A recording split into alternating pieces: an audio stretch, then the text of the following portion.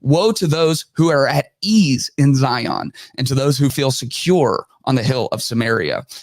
It's interesting, on the hills of Samaria, those people who have the hillside villas, who have the $3.85 million mansion with the private security. Louis C.K., who owns multiple $1 million+ properties and enjoys private security in elite neighborhoods, has apparently decided that America needs completely open borders so we can be less prosperous and more dangerous.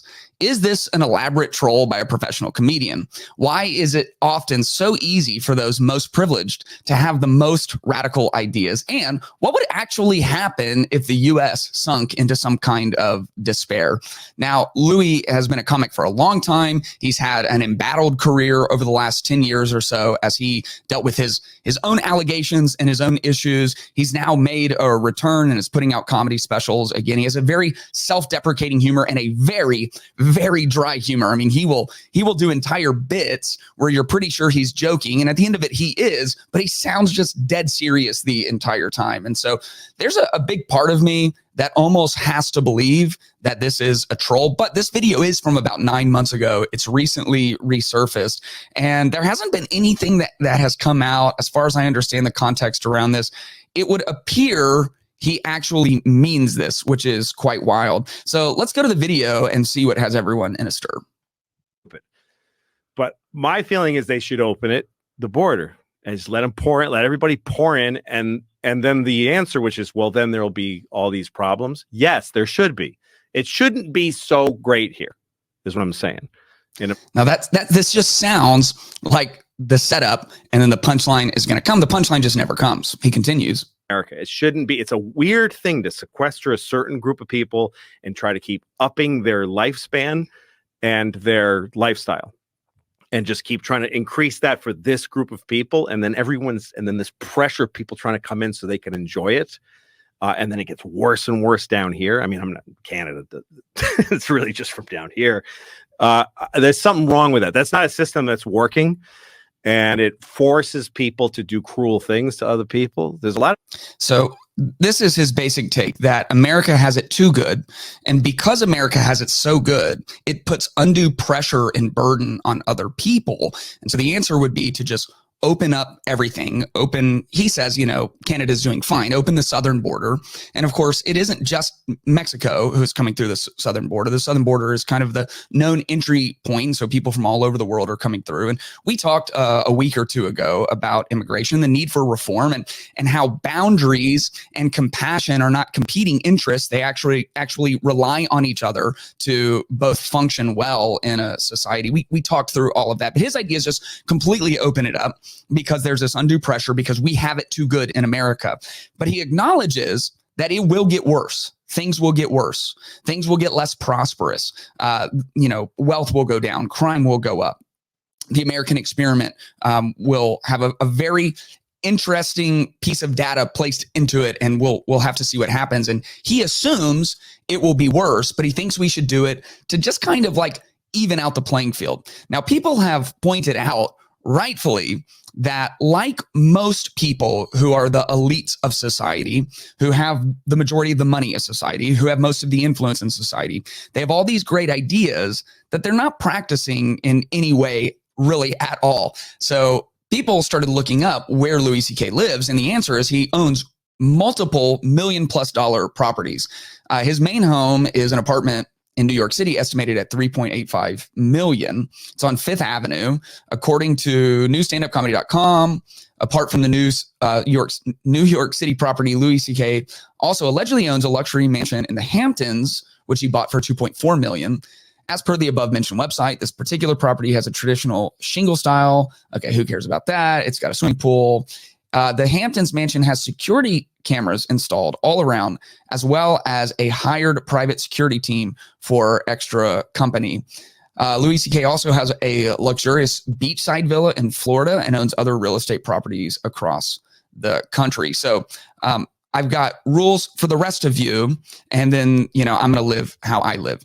And the reality is, if we just completely open the border up, the people who would be affected are not the people like Louis C.K., not the people who live in $1 million mansions and have their own private security. Their lifestyle wouldn't really change much at all, not for the foreseeable future.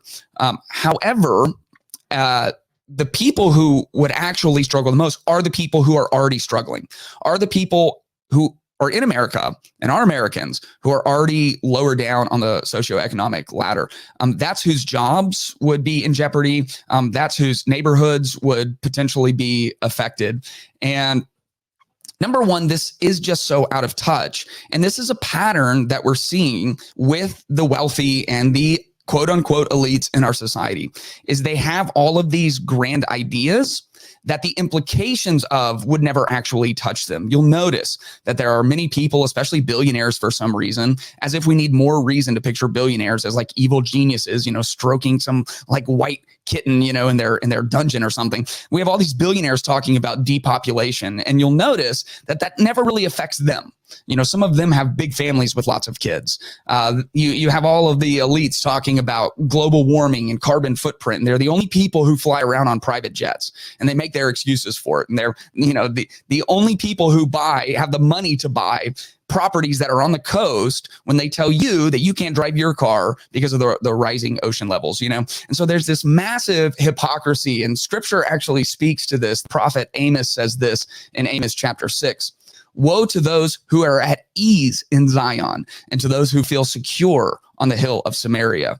That it's interesting, on the hills of Samaria, those people who have the hillside villas, who have the $3.85 million mansion with a private security. The notable people in this first of the nations, those the house of Israel comes to, cross over to Calneh and see, go from there to the great Hamath, then go down to the Gath of the Philistines. Are you better than these kingdoms? Is their territory larger than yours? You dismiss any thought of the evil day and bring in a reign of violence. They lie on beds inlaid with ivory, sprawled out on their couches, and dine on lambs from the flock and calves from the stall. They improvise songs to the sound of the harp and invent their own musical instruments like David. They drink wine by the bowlful and anoint themselves with the finest oils, but do not grieve over the ruin of Joseph. Therefore, they will now go into exile as the first of the captives, and the feasting of those who sprawl out will come to an end. Woe to those who are so out of touch that you're putting forward policy ideas that become popular because you are influential, and they become popular with the people who will actually be affected by these terrible ideas. Meanwhile, you are sequestered and secluded with your own private security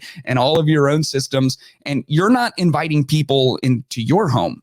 You're not opening up your $1 million mansions for people to come into. You're pushing for policies based on this idea of some kind of guilt and some kind of like systemic issues in your own life, in your own mind, that will ultimately affect everybody but you. And so what would actually happen if the United States were to decline? This idea that the world would be a better place if America wasn't so spoiled and so set apart. The truth is, the United States is responsible for the majority of worldwide economic impact, worldwide global security, and worldwide humanitarian aid. The uplifting of the West over the last 200 years has done more to put an end to many wars, to lift more people out of poverty, to feed more people around the world, to bring economic stability and trade stability than the world has seen in all of human history. And Louis has to know that because he knows something about human history. And you can look at like basically what it meant to be a human forever, and just to live was very, very difficult. Everyone's life was very difficult. We would not trade places as like just a middle-class, middle-income person today with the kings and queens of the 1400s. We wouldn't do it. Our lives would be immeasurably worse and immeasurably less convenient. We wouldn't survive in the ancient world. We are so spoiled, and we're living in the midst of so much comfort and affluence that we get these radical, harebrained ideas. The truth is, if the United States sank into despair, or if the global West sank into despair, it would not be good for the countries who are trying to get in. Now, do we need reform? Sure. We need boundaries, and we need compassion, and we need clear systems for people to be able to better their lives. But just fully opening the borders out of some form of guilt when you're living up on your mansion, that's so clearly just not at all the answer. I hope you enjoyed this clip from the Clayton Tyner podcast. If you want to watch the full podcast, you can check that out somewhere right around here. And if you want to subscribe, you can do that right over here somewhere. Also, you can follow me at Clayton Tyner. That's Tyner on Twitter and Instagram. I would love for you to subscribe to the channel so you can keep up with everything that we're doing.